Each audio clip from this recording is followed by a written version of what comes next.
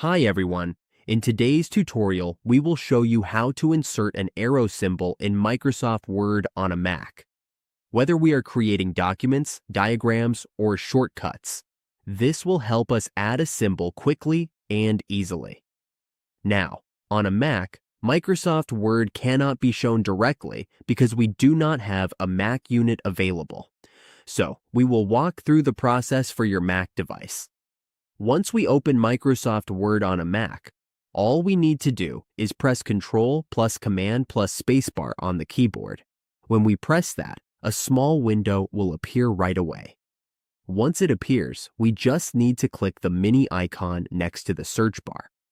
When we click that, it will expand into the character viewer. Now, in the character viewer, all we need to do is click on the arrows section right here. We can see all the arrow options available.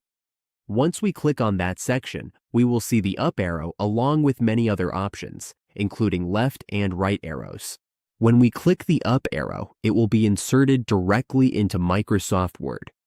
This is a simple way to insert an up arrow symbol, or any symbol, in Word for Mac using the character viewer.